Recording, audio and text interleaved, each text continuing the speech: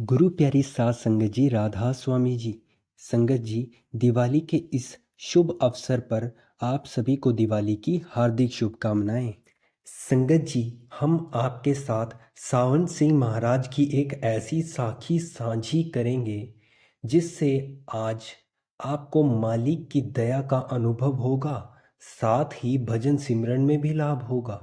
तो उसके लिए इस वीडियो को पूरा ज़रूर देखें जी।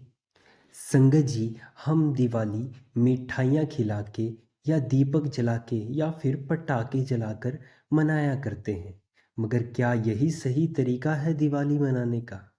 एक दिन एक सेवादार ने यही सवाल बाबा जी से किया। सेवादार ने सवाल किया, बाबा जी, हम राधा स्वामी हैं, तो क्या हमें दिवाली मनानी चाहिए?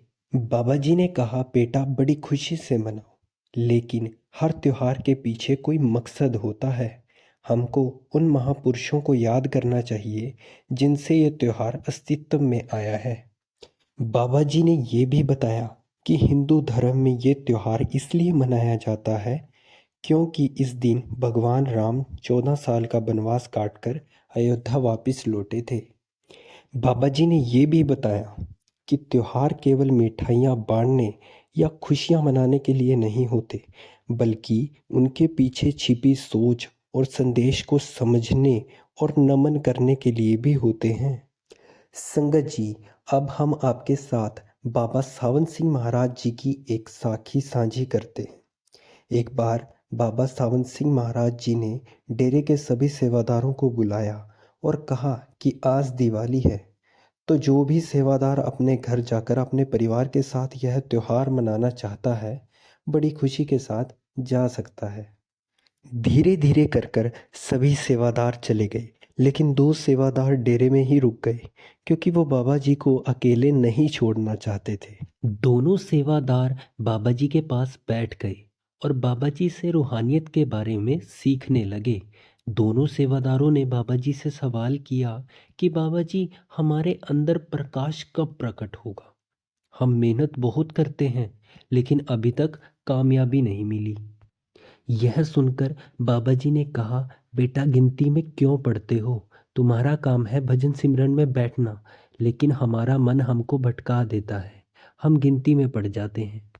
जब दोनों सेवादारों ने फिर भी जिद की, तो बाबा जी ने कहा, तुम दोनों जिस अवस्था में हो, उसी अवस्था में मन खाली कर कर भजन सिमरन शुरू कर दो।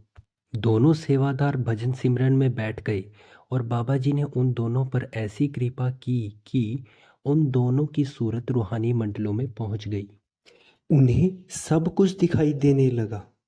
कुछ देर बाद जब दोनों वापिस अपनी अवस्था में आए, तो दोनों बहुत जोर जोर से रोने लगे और बाबा जी का शुक्रिया करने लगे।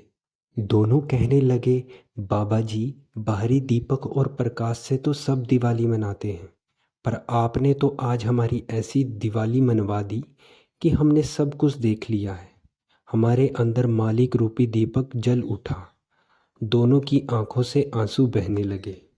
फिर बाबा जी ने कहा, बेटा, सारी दुनिया बाहरी प्रकाश को देखकर खुश हो रही है, जबकि असली प्रकाश तो हमारे अंदर है। जिस दिन अंदर का प्रकाश देख लिया, बाहर का प्रकाश फीका लगने लगेगा। साध संगत जी, एक पूर्ण गुरु की मौज हो जाए तो एक पल भी नहीं लगता वह सब कुछ हासिल करने में जिसके लिए हम परमार्थ में आए हैं। लेकिन अगर बिना मेहनत के हमें वह चीज मिल गई तो हम संभाल नहीं पाएंगे।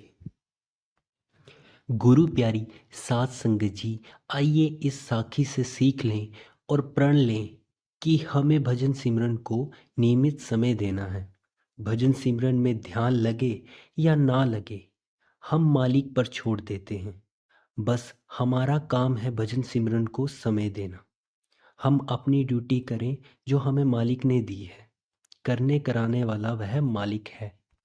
साध संगत जी, हम इस चैनल पर बाबा जी की साखियाँ आप सबके साथ शेयर करते रहते हैं, साथ ही प्यारे प्यारे नए शब्द भी अपलोड करते हैं। आप सबसे विनती है, इस चैनल को सब्सक्राइब करें और इस परमार्थी रूपी चैनल का हिस्सा बने। राधा स्वामी जी।